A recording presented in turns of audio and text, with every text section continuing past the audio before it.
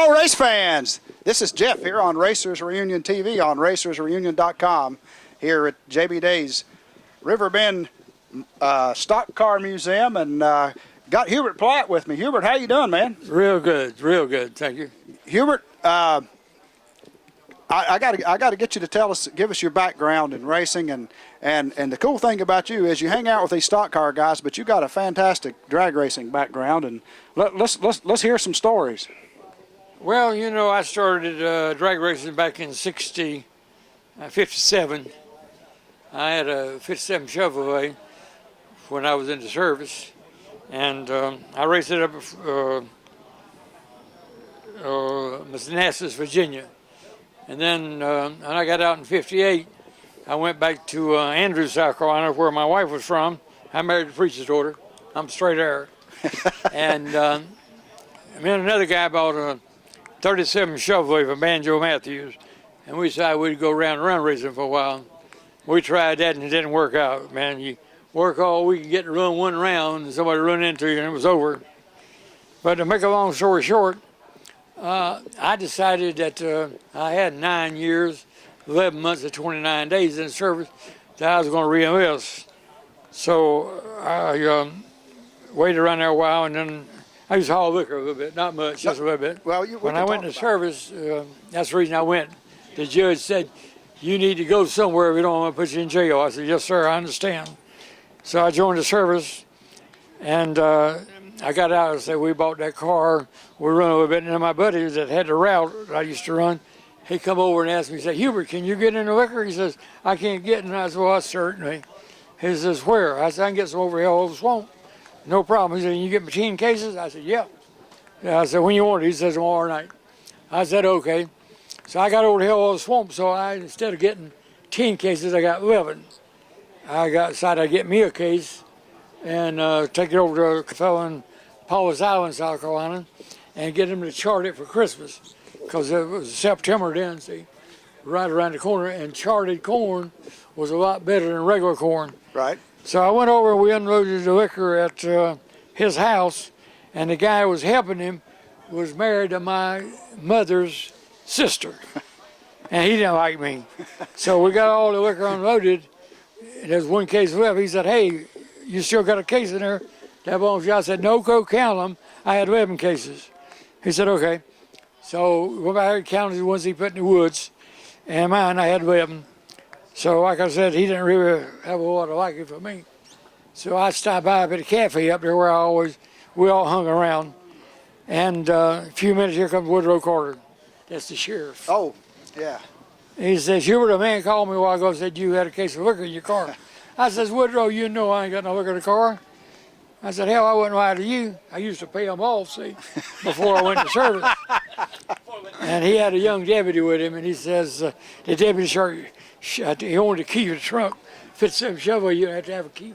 Right. And he started hitting the car. He said, "Woodrow, he's got it in there. I hear it sloshing." And so he jumped in the back seat. Was going to tear my seat out. And I says, "Listen, man, don't tear up my damn car." And I called Woodrow to one side, and I says, "Is there anything we can do?" I said, "I have got a case of liquor in there." He says, "No, Hubert." He said, "That's a young deputy, and he's full of piss and vinegar, and ain't nothing I can do." I said, "Okay, here's the key to the trunk." So he opened it up, and there's a case of liquor in there. So he took me over and locked me up and took my car. I had over 7 more payments on it. This was a 57 black 2-door hardtop, and it had 2 4s on it. And so they locked me up, and I got my mama's brother to get me out of jail. It cost $302. So anyway, they took my car. So I went on in, I went to Atlanta to re-enlist in the 3rd Army area. I got down there, I had 2 aunts and uncles there that owned a machine shop.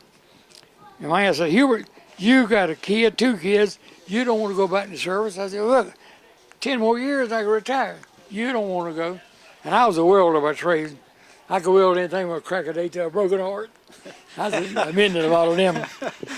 So they got me a job here in Atlanta, King Plow Company, welding up plow points. So I did that for a couple of years. Then I bought a service station there beside the Allied van line. We had all those Allied van lines, trucker comes in, coming in and everything. We had some hell of a crap games there, boy. Boy, I'll tell you, Gam was my middle name. And went on from there, you know, I started racing. What else can I say? You know, I'm very fortunate to come up a poor boy and racing and got the publicity I had back then in the early 60s. And then I got a 409 Chevrolet in 62, and it run real good. And then Nicholson moved to Atlanta from California to I know Don, and I met him, and he hired me and my brother both. We were racing with him for a little bit.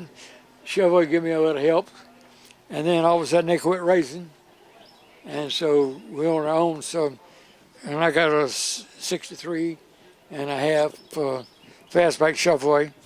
I run that the last part of 63, and then I got a 64 Thunderbolt. But you know, I could go on to tell you these stories.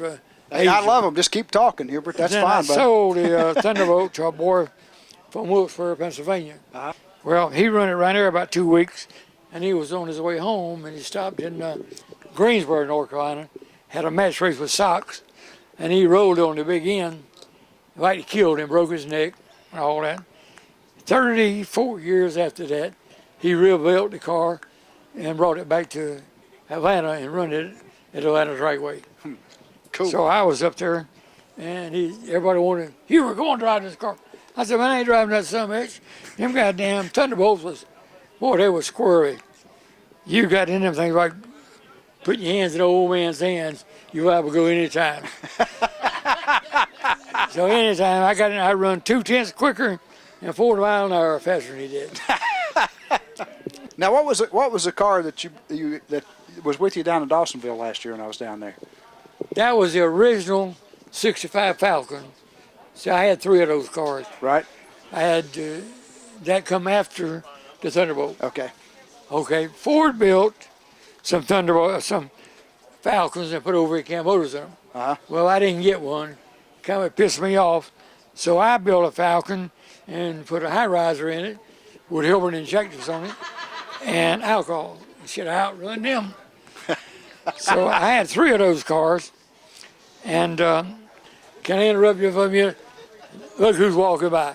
Hoyt Grind. I'll be the doggone. drag racing How about granddaddy. that? How about that? That's him. I used to live not too far from him. A lot of times you get no machine work done because you didn't have the money. I'd go see Hoyt and get it done for nothing.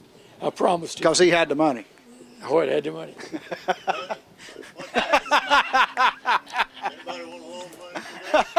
But anyway, I give that Falcon to Larry, a boy used to work for me.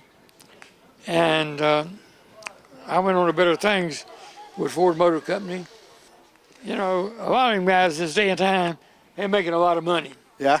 But I probably made more money in 68, 69, 70, and 71 than they're making today. Wow. Ford Motor Company hired me. It started me off at $15,000 a year. Give me a truck, a trailer, 2 race cars, and 2 people to help me. Bought my clothes, had an expense account, and expenses. Wow. Put a Thunderbird in the yard for my wife to drive, and I could have any kind of car I want. And plus that, I got $50,000 a year for the decals on the car. Son. $25,000 in January and $25,000 in July. What's that worth today? I mean, goodness You gracious. tell me. Golly, bum, This is man. 68, 69, 70, 71. Yeah. And, you know, that was better than have license to seal. But this day and time, if the guys don't produce, they don't get nothing. I've had a hell of a life. You sure have. I tell you, if I had all do-over, I'd like to do it the same way, except them women. I always said the good Lord made them. I ain't the man to grade them. Folks, you heard it right here. Hubert Platt on the Racers Reunion TV. Hubert's pleasure, man. Thanks. My pleasure. Thank you very much for having me. That's great.